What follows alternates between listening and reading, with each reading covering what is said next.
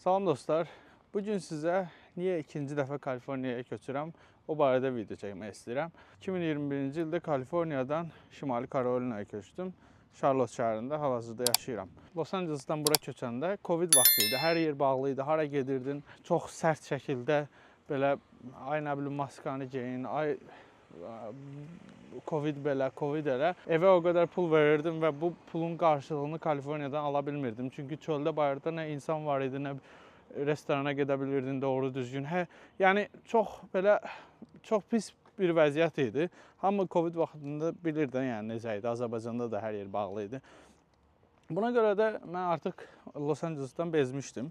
Çünki bağlı bir yerdən sən zövq ala bilmirsən, nə qədər də gözəl olsa. Yəni qapalı bir şəraitdə yaşayırsan. Bunun üçün də köçdüm bura, fikirləşdim ki, daha ucuzda, daha yaxşı yerə köçürəm.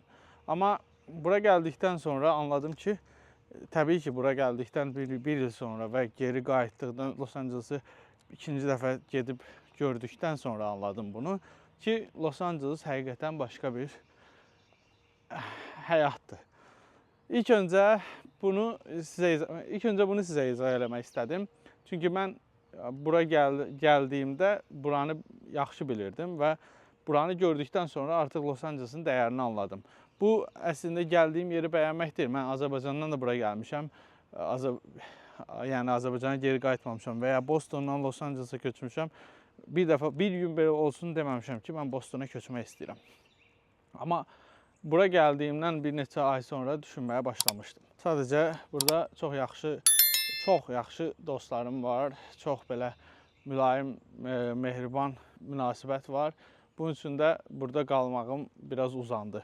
Amma çox istərdim ki, mənim dostlarım da gəlsin, Los Angeles'da yaşasın. Təbii ki, onların öz seçimidir. Özümdə 10 dənə digər ştatlarla fərq qoymuşam. Amerikanın 38 ştatında olmuşam.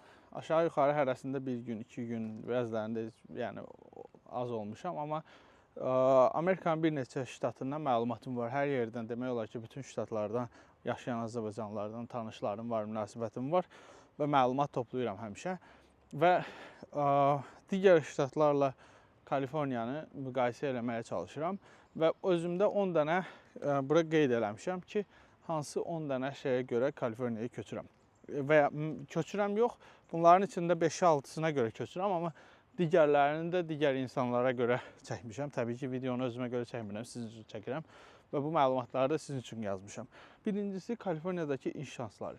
Kaliforniya ümumiyyətlə dünyada top 10-luqda olan bir iqtisadiyyata sahibdir. Yəni, bir ölkə olsaydı Kaliforniya, deyərdim ki, dünyanın ən böyük 5-ci iqtisadiyyatına sahib bir ölkə olardı və bu da çox böyük bir şeydir. Təsəvvür eləyin, dünyanın ilk üçü zaten bilinən 3 dənə ölkədir. Amerika, Çin, Hindistan. Geri qalanlar da Almaniyadır, Yaponiyadır. Bunları belə, Almaniya hətta düşüb aşağı. Yəni bunları belə keçir. Bundan sonraki Rusiyadan belə güclü iqtisadiyyatı var. Özünüz təsəvvür eləyin bunu. Bununla bağlı olaraq da Kaliforniyada iş şansları inanılmaz dərəcədə çoxdur. Yəni, əgər siz hər hansı bir iş axtarırsınızsa, Kaliforniyada tapma ehtimalınız daha rahatdır, daha geniş axtarma şansınız var. İkincisi, tech kompaniyalar, yəni texnologiya şirkətləri. Bu, texnologiyada işində işləyənlər üçün daha böyük şansdır. Çünki işlər tapmaq, əlaqə qurmaq şansınız daha çox alır. Və bu əsas səbəblərdən biridir. Bundan sonra mədəniyyətlər, fərqli mədəniyyətlər. Çünki mən hal-hazırda yaşadığım yerdə Amerikan mədəniyyətindən başqa bir mədəniyyət görməmişəm. Yəni sadəcə Amerikanların yaşayışını görürsən burada. Amma Kaliforniyada hər cür mədəniyyət var. Yəni Meksikanlıların, Latin Amerikasının, Hindistanlıların, Asiyalıların, nə bilim, Türklərin, Ermənilərin, Gürcülərin, Rusların, Azərbaycanlıların, istər-istəməz böyük yer olduğu üçün orada yaşayan insanlar da çoxdur və community də böyükdür. Fərqli communitylərlə tanış olursunuz və fərqli insanlarla tanış olursunuz və bu sizə avantaj verir. Çünki əlaqələri gücləndirmək olur, fərqli mədəniyyətlərlə tanış olmaq olur. Bu çox önəmli bir şeydir. Dünya görüş artır. Dördüncüsü hava. Kaliforniya havasından günlərlə danışmaq olar. Bunu o türklərin sözü var ya, anlatılmaz yaşanır. Yəni o Kaliforniyanın havası yaşanır ancaq. Başqa cür mümkün deyil ki, kiməsə izah eləyəsən. Çünki çox əlverişli və çox gözəl havası var. Rütubət demək olar ki, yoxdur. Rütubət hiss eləmək mümkün deyil və okean sahilində quru hava var. Kaliforniya havası Amerikada ən gözəl havadır. Əsasında San Diego'da ortalama hava 23-25 arasında dəyişən bir havası var. Bu qışda, yayda dəyişir təbii ki, amma ortalama hava belədir və qışda çox soyuq olmur, yayda da çox isti olmur. Beşincisi təhsil. Amerikanın ən gözəl universitetləri bir neçə ştatda bölünüb zaten. Birincisi Boston'dur, Harvard, MIT, New York'da var, Chicago'da var, bir də Kaliforniyada. Yəni bu 4 dənə ştatda Amerikanın ən yaxşı universitetləri var. Kaliforniyada da Los Angeles'da USC var, UCLA var. Yuxarıda San Francisco, Bay Area'da Stanford var. Ümumiyyətlə Amerikanın böyük universitetləri orada Kaliforniyada var. Yəni əsas böyük universitetlərindən var və burada böyük universitetlərin olması nəyə avantajlıdır? Araşdırmalar, müxtəlif araşdırmalara sizə daha rahat olur. Yəni əgər universitetin şəraiti yaxşıdır, siz hər hansı bir tədqiqat edirsiniz, hər hansı bir araşdırma edirsinizsə, bu universitetlərdə sizin araşdırmalarınız daha rahat olacaq. Daha geniş çaplı araşdırmalar eləyə bilərsiniz. Altıncısı dostlar. Dostlar bölümündə sizə dediyim kimi, mənim buradakı dostlarım həqiqətən çox yaxşı və çox mülayim dostlarım var. Kaliforniyada isə mənim sosiallaşmağım daha rahatdır. Çünki çox insan var, çox insanlarla tanış olursunuz. Ümumiyyətlə mən sosiallaşmağı çox sevirəm və çox insanlarla sosiallaşa bilərəm deyə Kaliforniyanı seçirəm. Kaliforniyada, təbii ki, Kaliforniyada da kifayət qədər dostlarım var. Çox güman ki, indi yeni insanlar köçüb, onlarla tanış olacam. Amma sosiallaşmaq və dostluq qurmaq Kaliforniyada daha rahatdır. Çünki bura, yəni mən hal-hazırda yaşadığım yerdə azdır Azərbaycanlılar və ya dostluq qurmaq istəyirsinizsə, bura çox belə biraz soyuq yerdir. Təbii başqa millətlərə görə deyirəm, Azərbaycanlılara görə yox. Kaliforniyanın başqa bir xoşuma gələn bir şeyi diversedir, yəni fərqlilik, çeşidlilikdir. Fərqli insanlar var, fərqli həyat tərzi var, əyləncəni sevənlər var, sakitliyi sevənlər var, okean sahilində yaşamağı sevənlər var, nə bilim, dağlıq yerdə yaşamağı sevənlər var, səhrada yaşamağı sevən var. Fərqli, hər cür həm əyləncə baxımından, həm həyat tərzi baxımından fərqlilik çoxdur. 8-ci səhiyyə.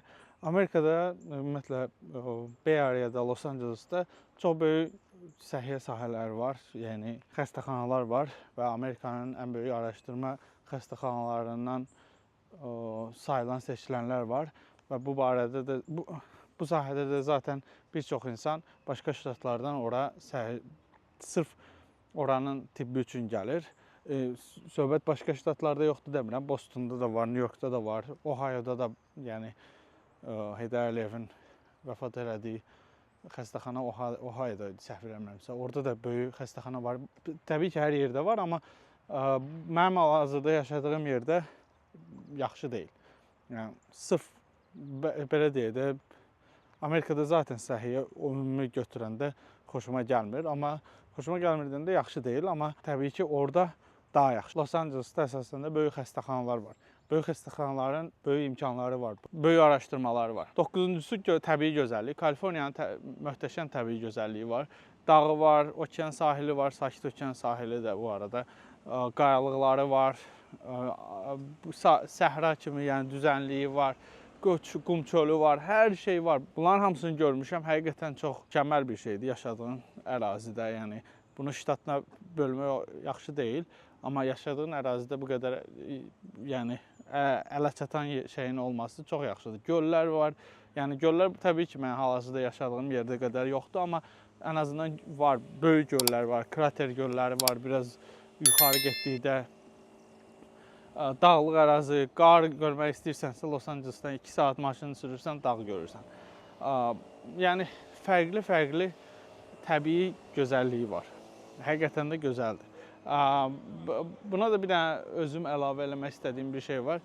Los Angeles'dan San Francisco'ya 6 saat sürürsünüz. Los Angeles'dan San Diego'ya 2 saatdır, 2 saat 10 dəqiqə. Las Vegas'a 4 saatdır, Arizona'ya 8 saat Grand Canyonlara.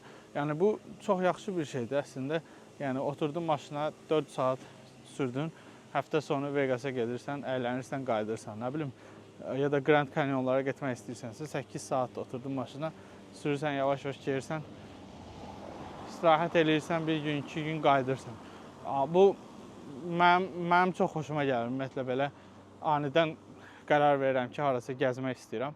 Bu çox gözəl bir şeydir. 10-uncusu da ev qiymətləridir. Ev qiymətləri mövzusu çox geniş mövzudur, amma sizə belə özüm anlata biləcəyim bir dildə desəm, evlərin qiyməti çox yüksəkdir. Amma başqa ştatlarda ev qiymətləri ucuzdur, amma vergilər çoxdur. Yəni property tax deyirlər, evə görə vergi veririk biz.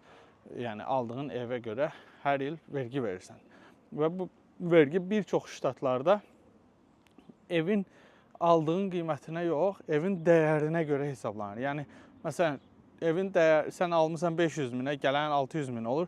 Sən 600 minin faizini verirsən. Bu faiz də 1,5, 2% və daha çox ola bilər yəni. Amma Kaliforniyada 1%dir və aldığın qiyməti, yəni sən 20 il bundan əvvəl evi almısan, deyək ki 300 minə, 500 minə, hal-hazırda o ev 12 milyondur, amma sən yenə də 300 minin vergisini ödəyirsən və Beverly Hills'də yaşayırsan. Kaliforniyanın vergisi fiksdir və 1%dir property taxi. Bu fərqli ştatlarda, fərqli şəhərlərdə fərqlidir, amma Kaliforniyada 1% property tax var, yəni əmlak vergisi var və bu aldığın qiymətə görədir və dəyişmir. Belə, siz nə düşünürsünüz bu barədə, mənim köçməyim barədə? Çünki mən düşünürəm ki, oraya köçdükdən sonra daha yaxşı aktivləşəcəm, daha yaxşı çox videolar çəkməyə başlayacağam və daha geniş mövzularda videoları çəkəcəm. Sizin də əgər fikriniz varsa, sualınız varsa, rəylərdə bildirməyi unutmayın və like eləməyi unutmayın. Sağ olun, özünüzə yaxşı baxın.